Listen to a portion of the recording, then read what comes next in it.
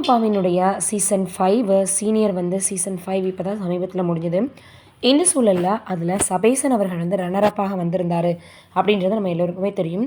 இதையெல்லாம் தாண்டி இப்போ என்ன ஆயிருக்கு அப்படின்னா, அவருக்காக ஜட்ஜஸ் எல்லோரும் சேர்ந்து ஒரு பரிசை கொடுக்க போகிறதா பேசியிருக்காங்களாம்.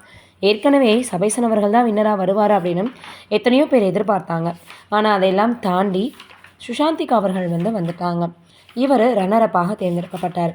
ஆரம்பத்திலேயே குடும்பம் மிகப்பெரிய அளவில் ரொம்ப பார்த்திங்கன்னா பணம் காசு அப்படின்லாம் இல்லை, ரிச்சு இல்லை.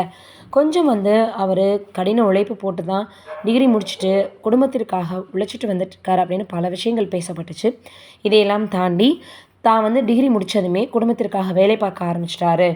தன்னுடைய பாட்டை பாடி அவர் இன்ஸ்டாவில் போட்டு அதற்கப்புறம் இவருக்கு மிகப்பெரிய அளவில் வாய்ப்பு கிடச்சிது அப்படின்னு பலரும் பலவிதமாக சொல்லியிருந்தாங்க. இந்த சூழ்நிலையில் என்ன இருக்குது அப்படின்னா, சபேசன் அவர்களுக்கு இப்போ பரிசாக ஒரு காரை வாங்கி கொடுக்க போகிறாங்க புதுசாக அப்படின்ற மாதிரி பேசியிருக்காங்களாம். அதனால் இப்போது ஜட்ஜஸ் எல்லோருமே அந்த முடிவில் தான் இருக்காங்க.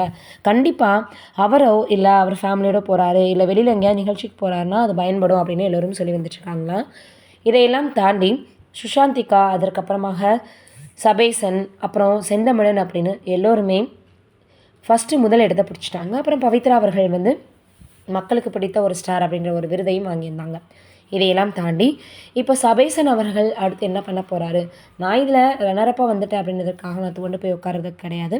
இதையெல்லாம் தாண்டி நான் நிச்சயமாக வேறொரு களத்தில் உங்களை நான் மகிழ்விப்பேன். அதோடு மட்டும் இல்லாமல் சுஷாந்திகா வாங்கியிருக்காங்க அப்படின்றதுக்காக எனக்கு கவலையெல்லாம் கிடையாது.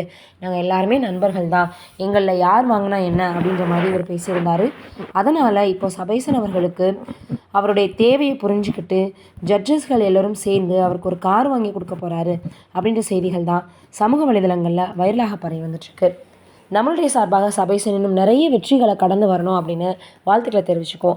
நீங்கள் என்ன நினைக்கிறீங்கன்னு கமெண்ட்டில் சொல்லுங்கள்.